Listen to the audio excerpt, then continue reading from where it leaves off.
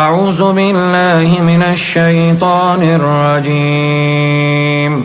بسم الله الرحمن الرحيم. الرحمن علم القرآن خلق الإنسان علمه البيان. الشمس والقمر بحسبان والنجم والشجر يسجدان والسماء رفعها ووزع الميزان ألا تطغوا في الميزان وأقيموا الوزن بالقسط ولا تخسروا الميزان والأرض وزعها للأنام فيها فاكهة والنخل ذات الأكمام والحب ذو العصف والريحان فبأي آلاء ربكما تكذبان. خلق الإنسان من صلصال كالفخار وخلق الجان من مارج من نار فبأي آلاء ربكما تكذبان.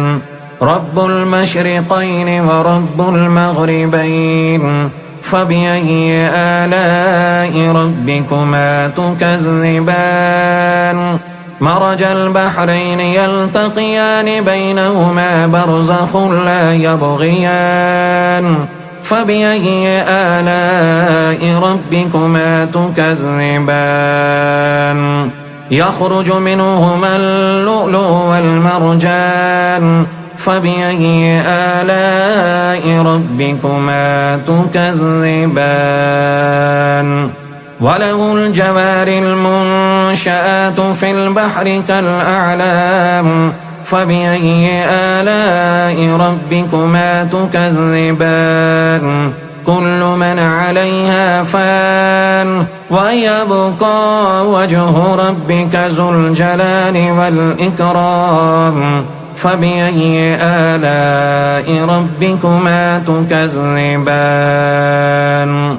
يسأله من في السماوات والأرض كل يوم هو في شأن فبأي آلاء ربكما تكذبان.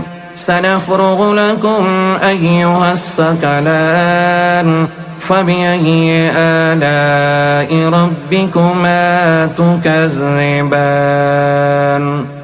يا معشر الجن والإنس إن استطعتم أن تنفذوا من أقطار السماوات والأرض فانفذوا لا تنفذون إلا بسلطان فبأي آلاء ربكما تكذبان.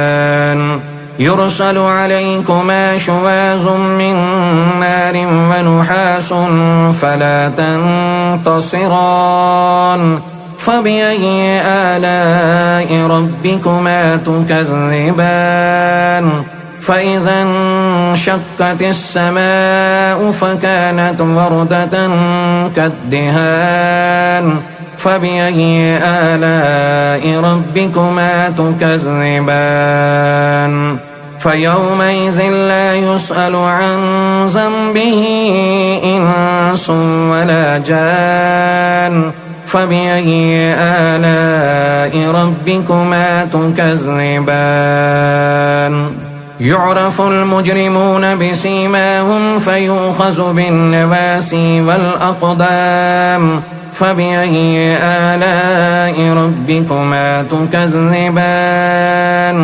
هذه جهنم التي يكذب بها المجرمون يطوفون بينها وبين حميم آن فبأي آلاء ربكما تكذبان. ولمن خاف مقام ربه جنتان فبأي آلاء ربكما تكذبان. ذواتا أفنان فبأي آلاء ربكما تكذبان فيهما عينان تجريان فبأي آلاء ربكما تكذبان فيهما من كل فاكهة زوجان فبأي آلاء ربكما تكذبان متكئين على فرش بطائنها من استبرق وجنى الجنتين دان فبأي آلاء ربكما تكذبان فيهن قاصرات الطرف لم يطمثهن إنس قبلهم ولا جان فبأي آلاء ربكما تكذبان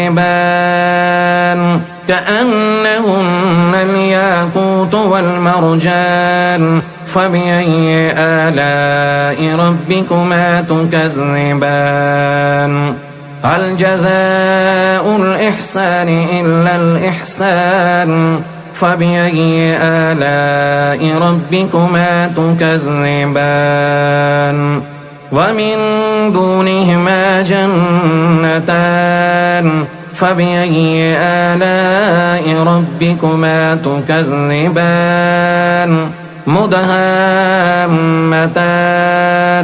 فبأي آلاء ربكما تكذبان فيهما عينان نضاحتان فبأي آلاء ربكما تكذبان فيهما فاكهة ونخل ورمان فبأي آلاء ربكما تكذبان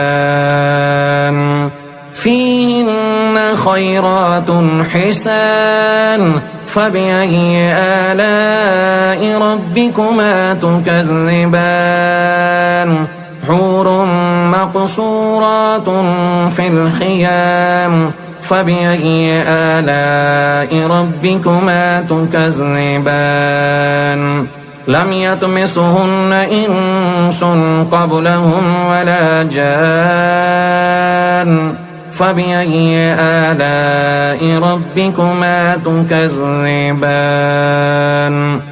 متكئين على رفرف حزر وأبقري حسان فبأي آلاء ربكما تكذبان